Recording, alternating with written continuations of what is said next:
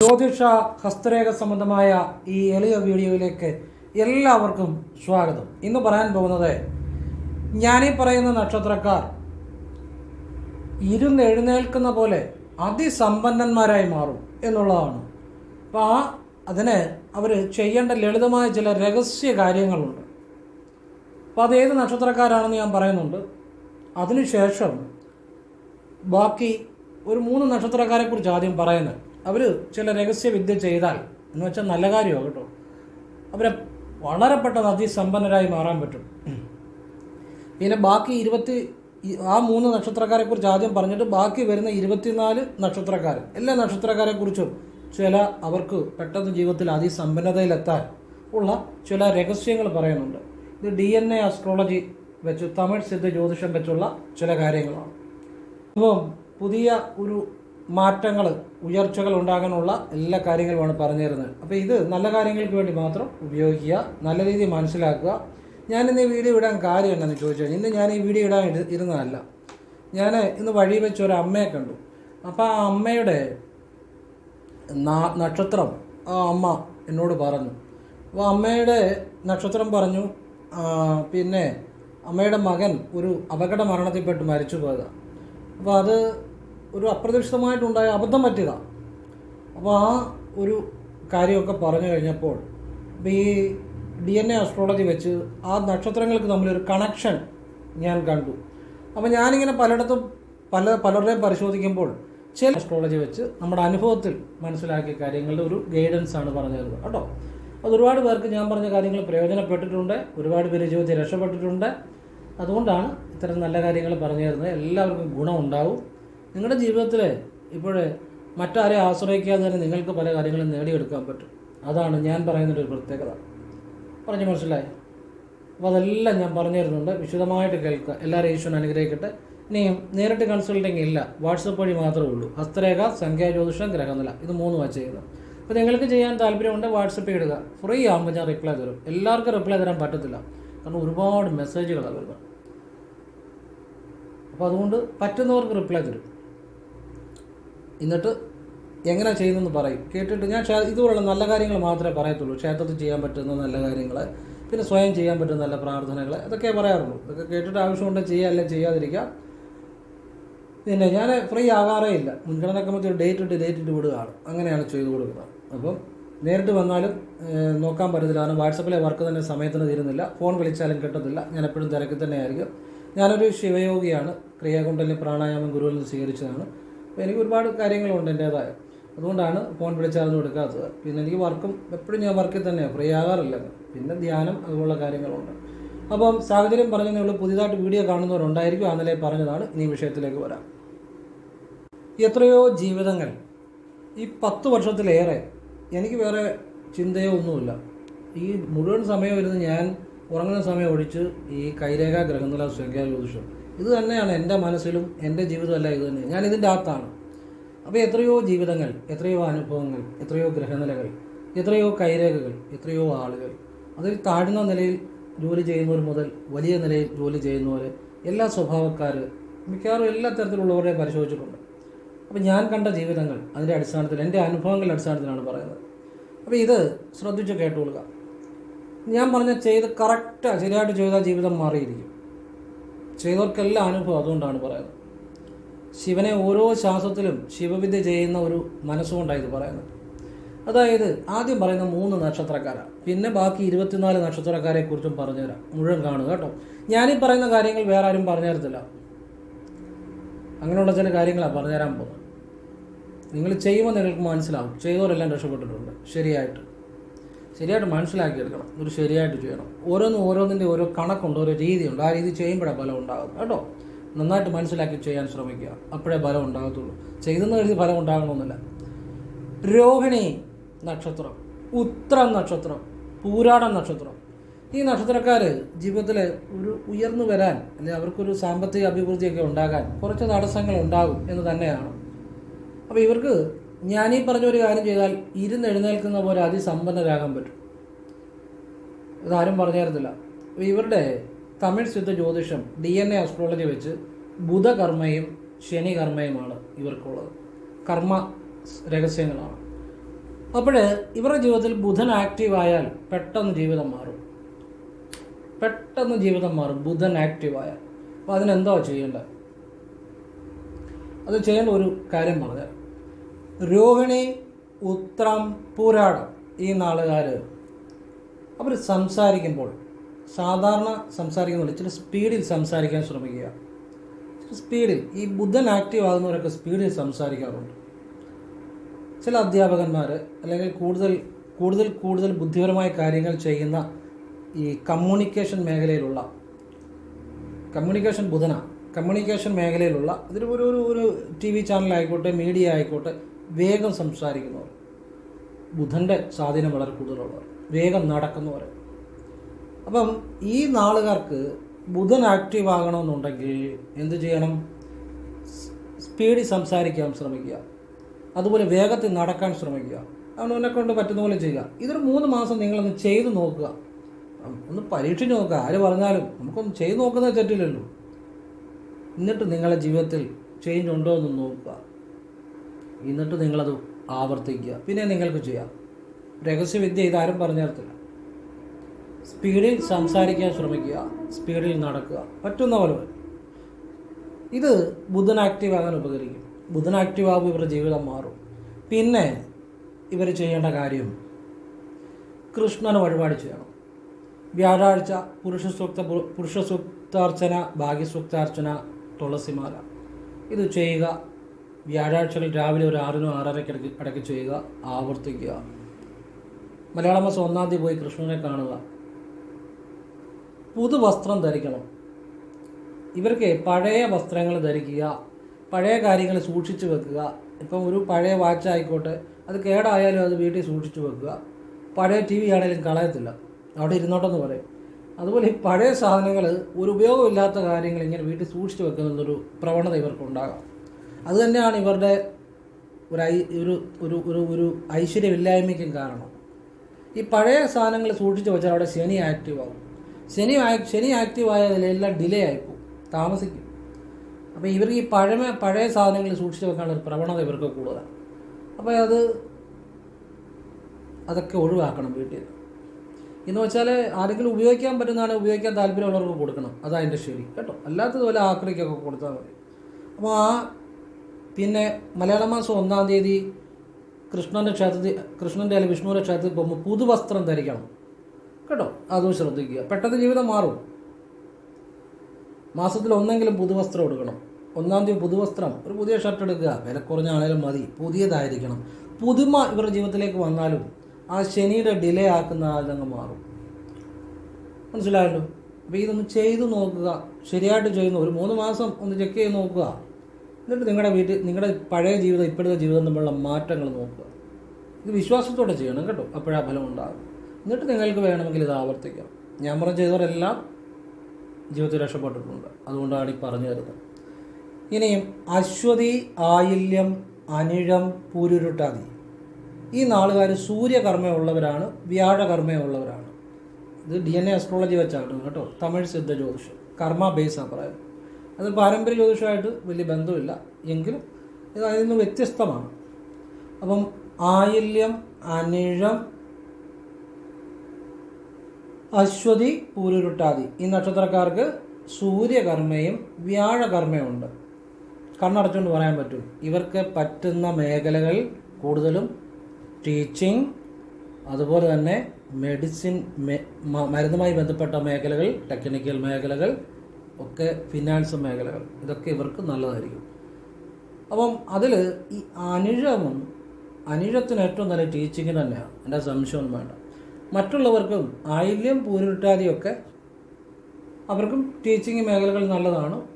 അതുപോലെ മെഡിസിൻ മേഖലകൾ, പ്രത്യേകിച്ച് അശ്വതിക്കാണെങ്കിൽ, ഇപ്പോൾ ഒരു അശ്വതി നക്ഷത്രം ഒരു കുട്ടി ജനിച്ചെങ്കിൽ കണ്ണുടച്ചുകൊണ്ട് പറയാൻ പറ്റും മെഡിസിൻ മേഖലയിൽ പോയാൽ നല്ലതാണ്. നേഴ്സ് ആയിക്കോട്ടെ, നല്ലതാണ്, രക്ഷപ്പെടും. അങ്ങനെ ഞാൻ പറഞ്ഞ് രക്ഷപ്പെട്ട് അയർലൻഡിൽ പോയി. ആദ്യം കുവൈറ്റിലാണ് പോയത് ഞാൻ. അശ്വതി നക്ഷത്രമാണ്. അപ്പോൾ അന്ന് ഒരു തൊഴിൽ മേഖല തിരഞ്ഞെടുത്ത നേഴ്സിങ് മേഖലയാണ്. എൻ്റെ അടുത്ത് വന്നാണ് നോക്കിയത്. അന്ന് ഞാൻ നേരിട്ട് നോക്കുന്നുണ്ടായിരുന്നു, അന്ന് സമയമുണ്ടായിരുന്നു. അപ്പോൾ അവർക്ക് തടസ്സങ്ങളുണ്ടായിരുന്നു, വഴിപാട് പറഞ്ഞു കൊടുത്തു. അത് നേഴ്സിങ്ങാണ് തിരഞ്ഞെടുത്ത്. അവിടുന്ന് അയർലൻഡിൽ പോയി ഇന്നിപ്പോൾ ഏറ്റവും വലിയ സമ്പന്നയാണ്, അമ്പലത്തിലേക്ക് വേണ്ടിയൊക്കെ ലക്ഷങ്ങളാണ് വഴിപാട് കൊടുക്കും, വലിയ സമ്പന്നയായി ആ പെൺകുട്ടി. അപ്പോൾ ചെയ്യേണ്ട കാര്യങ്ങൾ ചെയ്യുമ്പോഴാണ് ജീവിതം മാറുന്നത്. അല്ലെ കൂട്ടുകാർ പറഞ്ഞു, ഇപ്പം കൂട്ടുകാർ പോയ കോഴ്സിന് പോയി, കൂട്ടുകാർ പറഞ്ഞ ചെയ്തു, അങ്ങനൊന്നും പഠിച്ചിട്ടൊന്നും കാര്യമില്ല. നിങ്ങളുടെ താല്പര്യം, നിങ്ങൾക്ക് ലക്ഷ്യം വേണം.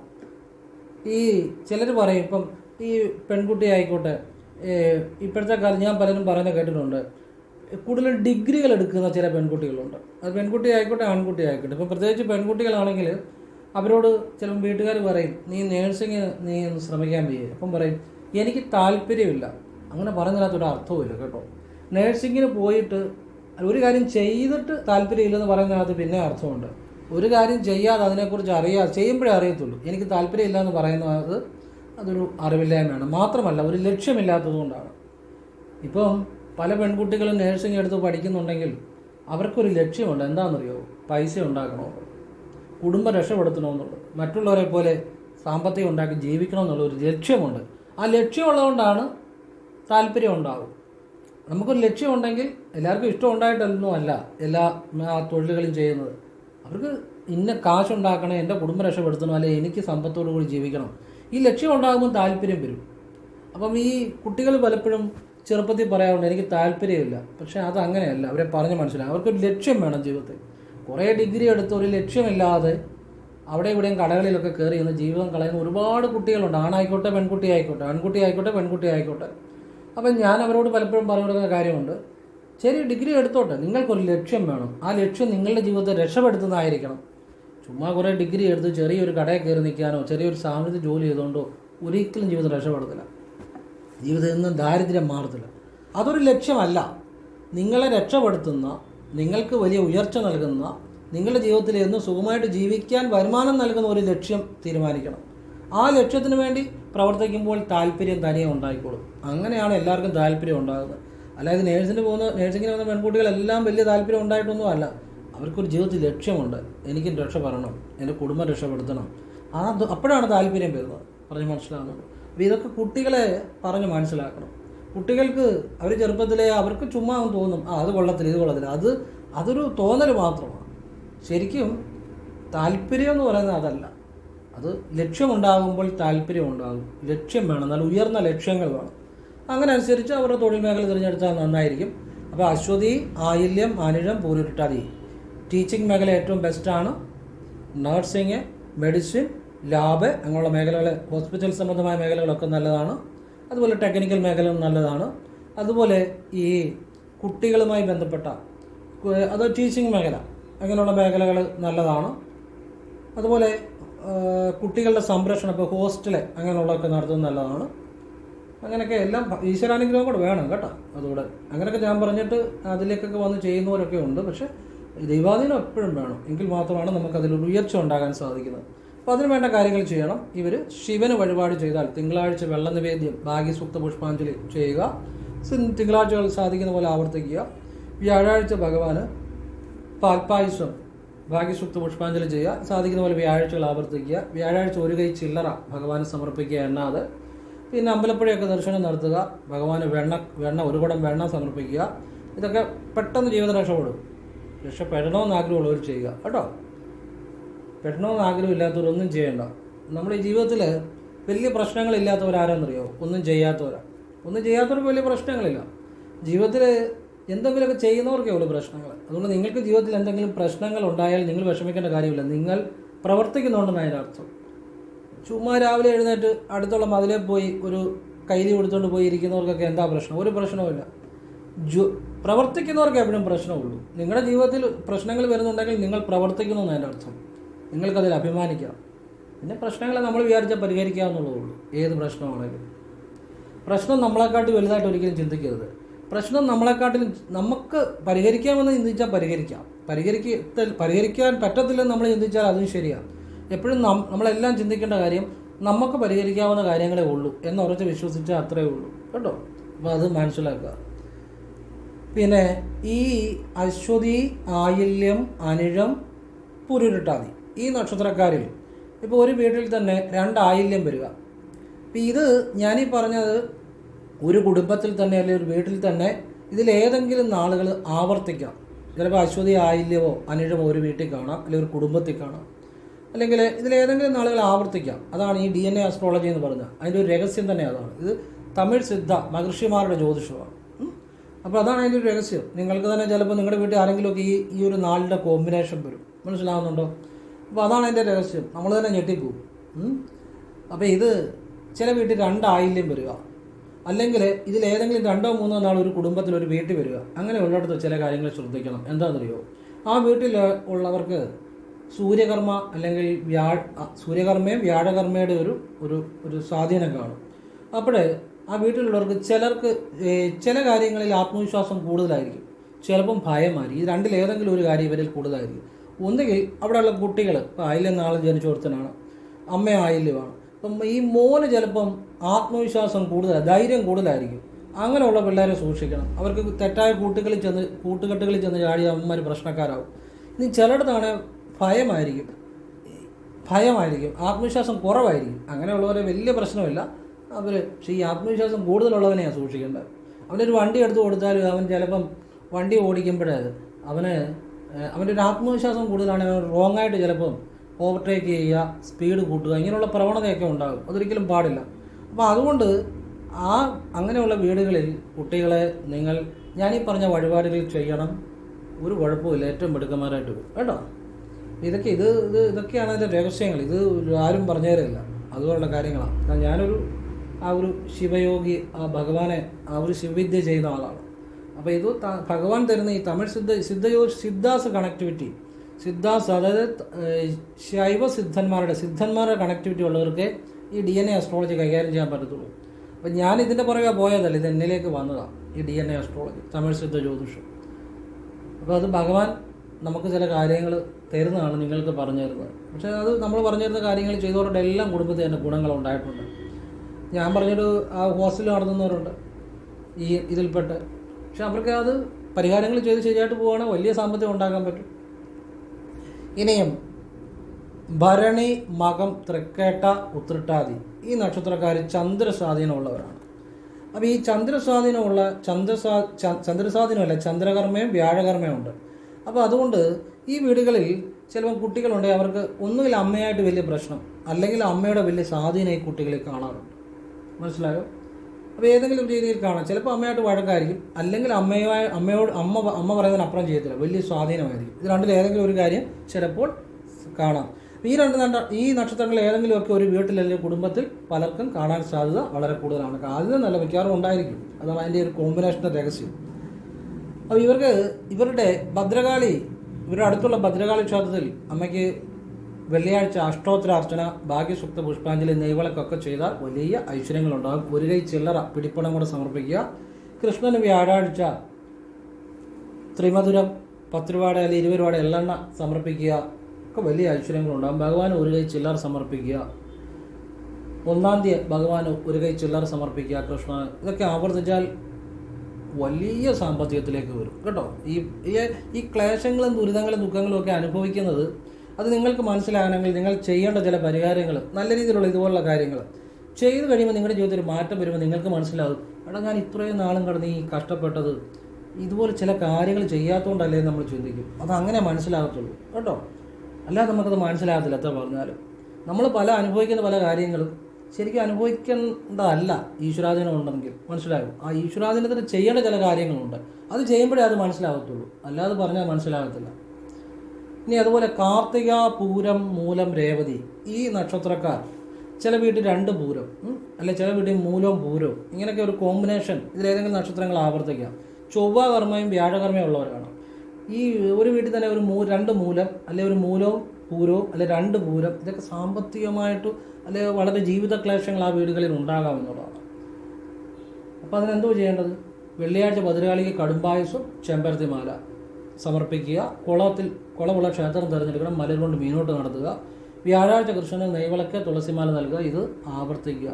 വ്യാഴം കൃഷ്ണനും വെള്ളി ഭദ്രകാളിക്ക്. എല്ലാ വഴിപാടുകളും ഈ പറയുന്നതെല്ലാം രാവിലെ 6-നും 6:30 ചെയ്യുന്ന ഏറ്റവും ഫലം ഉണ്ടാകും. ഞാൻ പറഞ്ഞ് ഇത്തരം കാര്യങ്ങൾ ചെയ്ത് രക്ഷപ്പെട്ട ഒരുപാട് കുടുംബങ്ങളുണ്ട്. പിന്നെ പറ്റുവാണെങ്കിൽ അമ്പലപ്പുഴ ഉണ്ണിക്കണ്ണനെ കൂടെ പോയി കാണുക. ഭഗവാന് ഒരു കുടം വെണ്ണ സമർപ്പിക്കുക വ്യാഴാഴ്ചകളിൽ. ഈ വ്യാഴകർമ്മയുള്ളവർക്കെല്ലാം അത് ഉപകരിക്കും കേട്ടോ. ഇപ്പോൾ ഈ നക്ഷത്രക്കാർക്ക് വ്യാഴകർമ്മ പറഞ്ഞിട്ടുള്ളവർക്കെല്ലാം അത് ഈ നക്ഷത്രക്കാർക്ക് എല്ലാം ഉപകരിക്കും. എല്ലാവർക്കും 27 നക്ഷത്രക്കാർക്കും ചെയ്യാം അമ്പലപ്പുഴ ഉണ്ണിക്കണ്ണന് വെണ്ണ നിവേദ്യം. ഉറപ്പാണ് ഭഗവാന്റെ അനുഗ്രഹം ഉണ്ടാകും, രക്ഷപ്പെടും. അതിൽ കാര്യമുണ്ട്, അതുകൊണ്ടാണ് പറഞ്ഞത് കേട്ടോ. ഉണ്ണിക്കണ്ണൻ എന്ന് പറഞ്ഞാൽ ബാലസ്വരൂപമാണ്. ഈ ബാലസ്വരൂപങ്ങൾക്ക് ശക്തി കൂടുതലാണ്. എന്ന് വെച്ചാൽ ബാലസ്വരൂപങ്ങളെ വിളിച്ചാൽ പെട്ടെന്ന് കാര്യം നടക്കും, നടക്കാത്ത കാര്യം നടന്നു കിട്ടും. അതാണ് അതിൻ്റെ രഹസ്യം. ബാലമുരുകനായിക്കോട്ടെ, ബാലഗണപതി ആയിക്കോട്ടെ, ബാല ത്രിപുരസുന്ദരി ആയിക്കോട്ടെ, ഉണ്ണിക്കണ്ണനായിക്കോട്ടെ, ശക്തി വളരെ കൂടുതലാണ്. അപ്പോൾ ഇപ്പം ഞാൻ പറഞ്ഞ ഉണ്ണിക്കണ്ണൻ്റെ കാര്യമാണ്. അപ്പോൾ അത് ചെയ്യുക കേട്ടോ. അത് 27 നക്ഷത്രക്കാർക്കും ചെയ്യാം, ജീവിതം രക്ഷപ്പെടും, ഒരു സംശയം വേണ്ട. വ്യാഴാഴ്ച ചെയ്യണം. ഇനിയും പറയാൻ പോകുന്നത് മകയിരം, അത്തം, ഉത്രാടം. ഈ നാളുകാർ വ്യാഴകർമ്മേ രാഹുകർമ്മേ ഉള്ളവരാണ്. അപ്പോൾ ഇവർക്ക് ജീവിതത്തിൻ്റെ ഒരു മധ്യഘട്ടം വരെ വളരെ ക്ലേശങ്ങളെ, അലച്ചിലുകളെ, കുടുംബ പ്രശ്നങ്ങളെ ഒക്കെ ഉണ്ടാകാം എന്ന് തന്നെയാണ്. അപ്പോൾ അതിനുവേണ്ടി ഇവർ ചെറുപ്പം മുതലേ പറ്റുന്ന ഇപ്പം നിങ്ങൾ അറിയുന്ന നിമിഷം മുതൽ കൃഷ്ണന് വ്യാഴാഴ്ച തുളസിമാല, നെയ്വിളക്ക് ഇത് 2 സമർപ്പിച്ച് പ്രാർത്ഥിക്കുക. ജീവിതം പെട്ടെന്ന് മാറും, ഒരു സംശയം വേണ്ട. ഭദ്രകാളിയെ വെള്ളിയാഴ്ച നിർബന്ധമായും പോയി ദർശനം നടത്തണം. അമ്മയ്ക്ക് നിങ്ങളെ കൊണ്ട് പറ്റുന്ന പോലെ ഒരു കടുംബായുസും ഭാഗ്യസൂക്ത പുഷ്പാഞ്ജലി ഒക്കെ ചെയ്യുക. ഇത് ആവർത്തിക്കണം. ഉറപ്പായിട്ടും ചെയ്തവരെല്ലാം രക്ഷപ്പെട്ടിട്ടുണ്ട് കേട്ടോ. അതുപോലെ ബുദ്ധിമുട്ടിൽ, ദാരിദ്ര്യത്തിൽ, പ്രശ്നത്തിൽ, കടത്തിലൊക്കെ ജീവിച്ചിട്ടുണ്ട്. പക്ഷേ നിങ്ങൾക്ക് വിശ്വാസം വേണം, നിങ്ങൾ വിശ്വസിക്കണം ആ ഭദ്രകാളിയമ്മയും കൃഷ്ണനെയും. നിങ്ങൾ ചെയ്യുന്ന ആത്മാർത്ഥമായിട്ടായിരിക്കണം. ചെയ്തത് അതേക്കുറിച്ച് ചിന്തിക്കരുത്. ഏത് വഴിപാടാണെങ്കിലും അങ്ങനെ ആവർത്തിക്കണം. അപ്പോഴാണ് നിങ്ങൾക്ക് മാറ്റം വരുന്നത്. മാറ്റം വന്നവരെല്ലാം അങ്ങനെ ചെയ്തവരാണ്, മനസ്സിലാകുന്നുള്ളൂ. എനിക്ക് വഴികൾ പറഞ്ഞു തരാനേ പറ്റത്തുള്ളൂ കേട്ടോ, അത് മനസ്സിലാക്കുക. ഇനിയും ഒരു രഹസ്യം പറഞ്ഞുതരാം, ശ്രദ്ധിച്ച് കേട്ടോണം. നിങ്ങൾ തന്നെ വേണം നിരീക്ഷിച്ച് നോക്കിക്കൂ. നിങ്ങളുടെ ചുറ്റും ഉള്ളവരുടെ നാള് വേണം ചോദിച്ച് നിങ്ങൾ തന്നെ ഒന്ന് നിരീക്ഷിച്ച് നോക്കൂ. അച്ചട്ടായിരിക്കും. ഭരണി, മകം, തൃക്കേട്ട, ഉത്രട്ടാതി, മകയിരം, അത്തം, ഉത്രാടം. ഈ നാളുകാർക്ക് കുടുംബ ബന്ധത്തിൽ വളരെ ശ്രദ്ധിക്കണം. ഒന്നുകിൽ കല്യാണം കഴിച്ചു കഴിഞ്ഞാൽ ഇവർ തമ്മിൽ ഒരു ദാമ്പത്യ ഐക്യം ദാമ്പത്യ ഐക്യം ചിലപ്പം കുറവായിരിക്കും. കുടുംബ പ്രശ്നങ്ങൾ ഇടയ്ക്കിടയ്ക്ക് ഉണ്ടാകാം. ചിലർ ചിലപ്പം ഒറ്റയ്ക്ക് ജീവിക്കാനുള്ള സാധ്യതയുണ്ട്. ഈ നാളുകാർ എന്നുവെച്ചാൽ ഈ നാളുകാർ ജനിച്ച എല്ലാവർക്കും അങ്ങനെ അനുഭവം ഉണ്ടാകണമെന്ന് അർത്ഥമില്ല. അവർ ജനിച്ച സമയം വെച്ചാൽ അത് വ്യത്യാസം വരും. ഇതൊരു പൊതുവായിട്ട് പറയുന്നതാണ്. ചിലർക്കെങ്കിലും അങ്ങനെയുള്ള അനുഭവങ്ങൾ ഉണ്ടാകാൻ സാധ്യത ഉണ്ട്. നിർബന്ധമൊന്നുമില്ല കേട്ടോ, സാധ്യത ഉണ്ടെന്നാണ് പറയുന്നത്. നിങ്ങളൊന്ന് ശ്രദ്ധിച്ചു നോക്കുക. മകം നാളുകാർ, അതുപോലെ മകയിര നാളുകാർ. ചുമ്മാ ഒന്ന് കണ്ണോടിച്ച് നോക്കണം, അല്ലെ ചുമ്മാ ഒന്ന് നാളെ ചോദിച്ച് നോക്കിയാൽ മതി. ഈ ഞാനീ പറഞ്ഞ ഈ 7 നാളുകാരിൽ കൂടുതലും മകം നാളുകാർ, മകയിര നാളുകാർ. അതിൽ തന്നെ പ്രത്യേകിച്ചും കുടുംബജീവിതത്തിൽ വളരെ ശ്രദ്ധിക്കണം. അതായത് ഒരു ജീവിതത്തിൽ കല്യാണം കഴിച്ചൊരു പരിധി കഴിഞ്ഞാൽ ചിലപ്പോൾ ഒറ്റപ്പെട്ട ഒരു സാഹചര്യം ഉണ്ടാകാം. മനസ്സിലായി? സാമാന്യമായിട്ട് പറയുന്ന എല്ലാവർക്കും അങ്ങനെ ഉണ്ടാകണം നിർബന്ധമില്ല. അവനവൻ ജനിച്ച സമയം വെച്ച് ഇതിലൊക്കെ വ്യത്യാസം വരും. ഇത് സാമാന്യമായിട്ട് പറയുന്നതാണ് കേട്ടോ. ചെറിയ സാധ്യതകളുണ്ട്. അപ്പോൾ നിങ്ങൾ ശ്രദ്ധിക്കുക. അതിനെന്തോ ചെയ്യേണ്ടത്? ഇവരുടെ കുടുംബക്ഷേത്രം അറിയാമെങ്കിൽ അവിടെ പോയി കുടുംബദേവതയ്ക്ക് വഴിപാട് ചെയ്ത് പ്രാർത്ഥിച്ചാൽ മതി. ഇനി അത് അറിയത്തില്ല എന്നുണ്ടെങ്കിൽ അടുത്തുള്ള ഭദ്രകാളി ക്ഷേത്രത്തിൽ കർത്തവാവിന് ഭദ്രകാളി അമ്മയ്ക്ക് കടുംബായുസ്വം, ചെമ്പരത്തിമാല, ഭാഗ്യസൂക്ത പുഷ്പാഞ്ജലി, കുളത്തിൽ മലരും കൊണ്ട് മീനോട്ട് നടത്തുക. കുളമുള്ള ക്ഷേത്രം തന്നെ തിരഞ്ഞെടുക്കണം.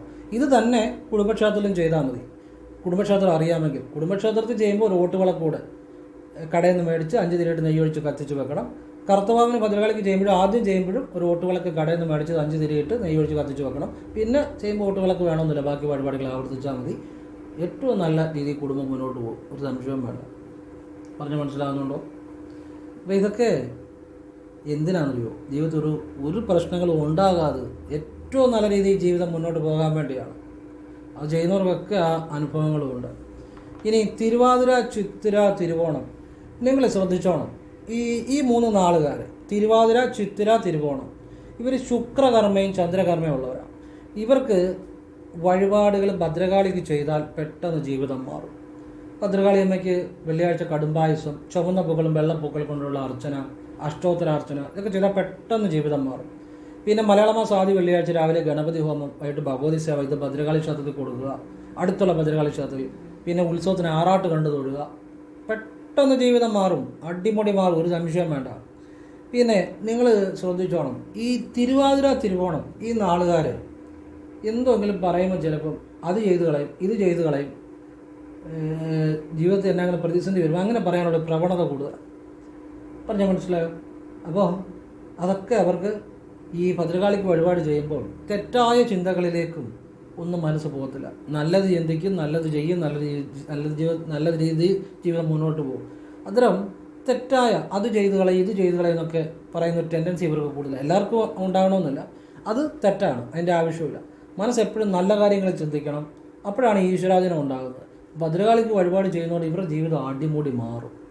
ഏറ്റവും സന്തോഷവാന്മാരും ഏറ്റവും സമ്പന്നരും ഏറ്റവും ഐശ്വര്യമുള്ളവരുമായിത്തീരും. അത്രയേ ഉള്ളൂ, വേറെ കാര്യമൊന്നുമില്ല. അറിയേണ്ട കാര്യം അറിയുക, ചെയ്യേണ്ട കാര്യം ചെയ്യുക. പറഞ്ഞാൽ മനസ്സിലായോ?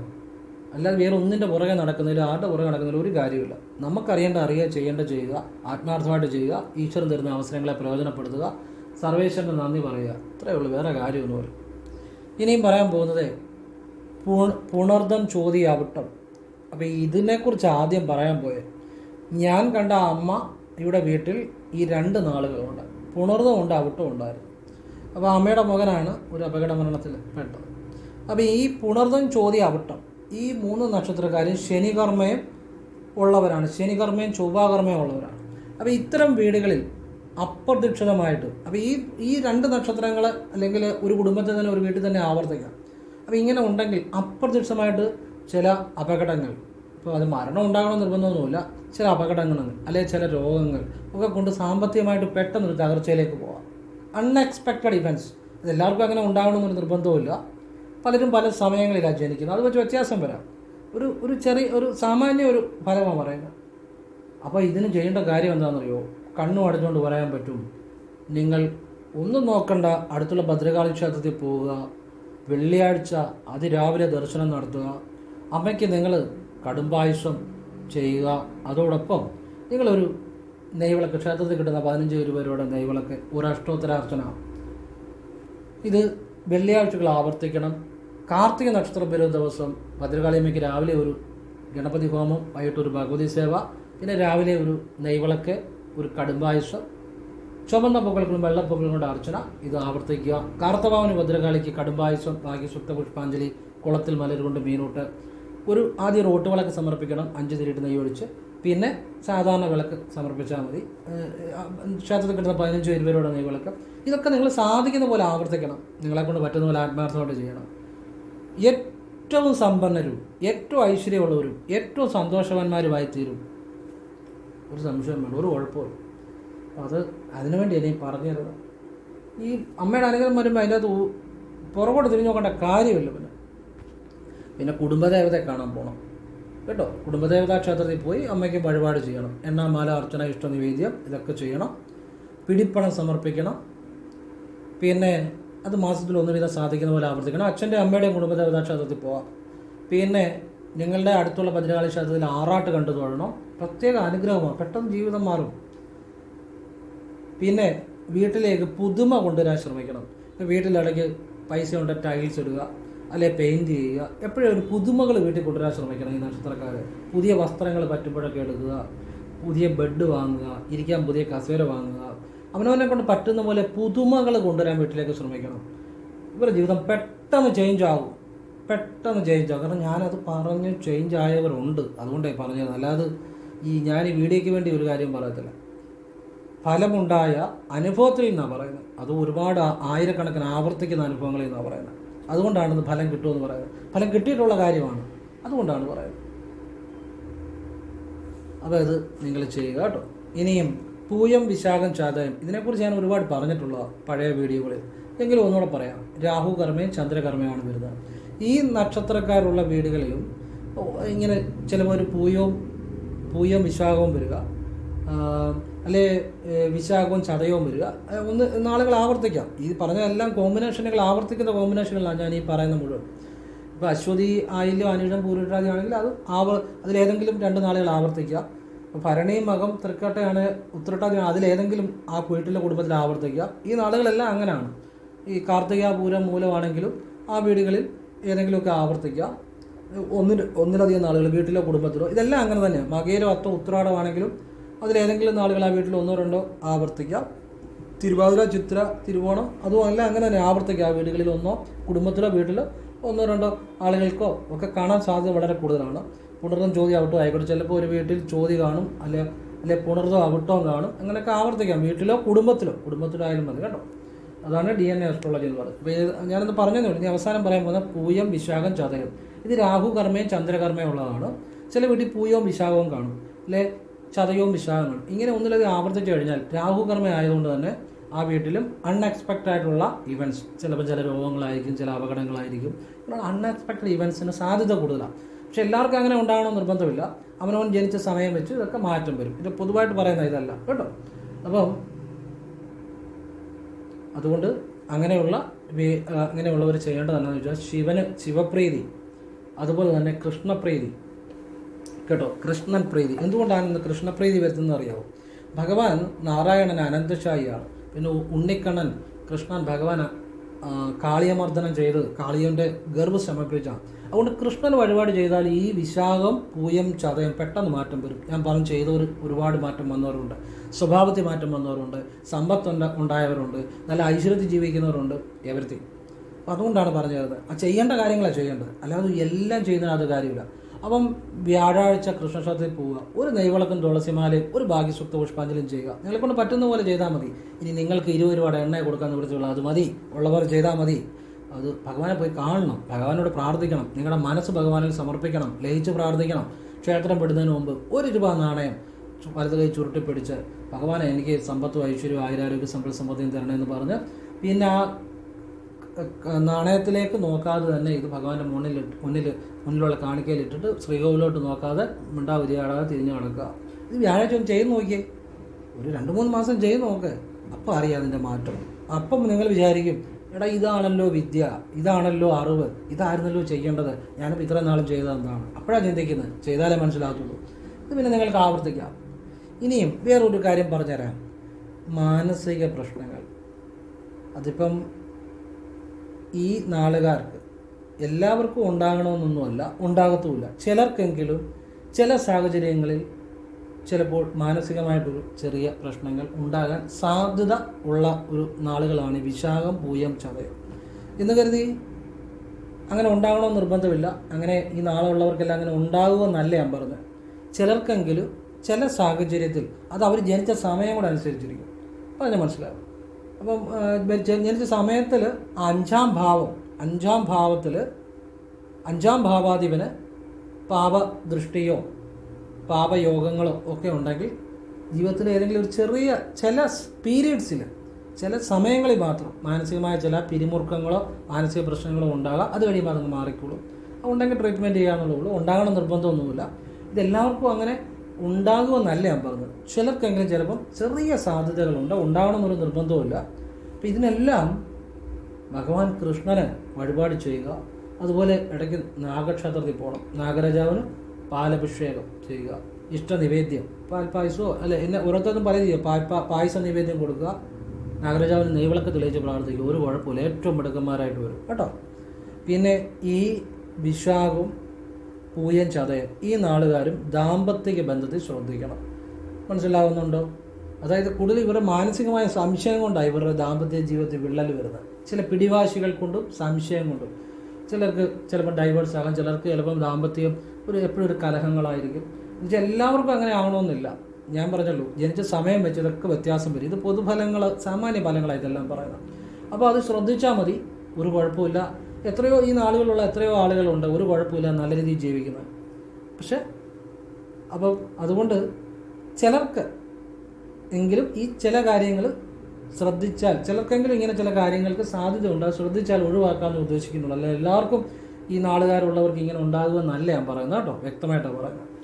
അപ്പോൾ ഈ കാര്യങ്ങളൊക്കെ ചെയ്താൽ അവരുടെ ജീവിതത്തിൽ ചെറിയ ഒരു ബുദ്ധിമുട്ടുകൾ പോലും ഉണ്ടാകാതെ വലിയ ഉയർച്ചയിലേക്ക്, ഐശ്വര്യത്തിലേക്ക് പോകാൻ പറ്റും. പിന്നെ ഇവർക്ക് വണ്ടി സംബന്ധമായ തൊഴിലുകൾ, മെക്കാനിക് സംബന്ധമായ തൊഴിലുകൾ, ടെക്നിക്കൽ സംബന്ധമായ തൊഴിലുകൾ, ഫിനാൻസ് സംബന്ധമായ തൊഴിലുകൾ, കാര്യനിർവഹണം, ഈ ഏതെങ്കിലും കാര്യങ്ങൾ നോക്കി നടത്താനുള്ള കഴിവുകൾ, അഡ്മിനിസ്ട്രേഷൻ സംബന്ധമായ തൊഴിലുകൾ, ഈ ഹോസ്പിറ്റൽ സംബന്ധമായ തൊഴിലുകൾ ഒക്കെ നല്ലതാണ്. ഏറ്റവും മിടുക്കന്മാരാണ്, കഴിവുള്ളവരാണ്. അപ്പോൾ ഇവർക്ക് ഇപ്പോൾ ഈ ഒരു കാര്യങ്ങൾ മനസ്സിലാക്കി ഞാനീ പറഞ്ഞ വഴിപാടുകളൊക്കെ ചെയ്തു പോയാൽ ഏറ്റവും ഐശ്വര്യങ്ങളുണ്ടാകും, ഒരു പ്രതിസന്ധികളും ഉണ്ടാകത്തില്ല കേട്ടോ. അപ്പോൾ ഇതൊക്കെ ഇത്രയും പറഞ്ഞതെല്ലാം സാമാന്യ ഫലങ്ങളാണ്. ചിലർക്കെങ്കിലും ചിലപ്പോഴെങ്കിലും ചില രീതി അനുഭവത്തിൽ വരാം എന്നുള്ള സാധ്യതകളേ ഉള്ളൂ, നിർബന്ധമില്ല. ഓരോരുത്തരും ജനിച്ച സമയം വ്യത്യസ്തമാണ്. അത് വെച്ച് പലർക്കും പിന്നെ വ്യത്യസ്തമായ ഈ അനുഭവങ്ങളൊന്നും ഉണ്ടാകണമെന്ന് നിർബന്ധവുമില്ല കേട്ടോ.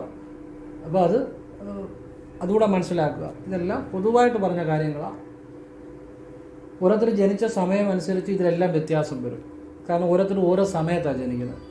അങ്ങനെ മനസ്സിലാക്കുക കേട്ടോ. ഇതൊക്കെ സാമാന്യമായിട്ട് പറയുന്ന പൊതുവായിട്ട് പറയുന്ന കാര്യങ്ങളാണ്. പക്ഷേ മനസ്സിലാക്കുന്നതുകൊണ്ട് ഗുണമുണ്ടാകും. നമുക്ക് ദോഷം ഒരിക്കലും ഉണ്ടാകത്തില്ല, നല്ലത് മാത്രമേ ഉണ്ടാകത്തുള്ളൂ. എല്ലാവരും ഭഗവാൻ അനുഗ്രഹിക്കട്ടെ.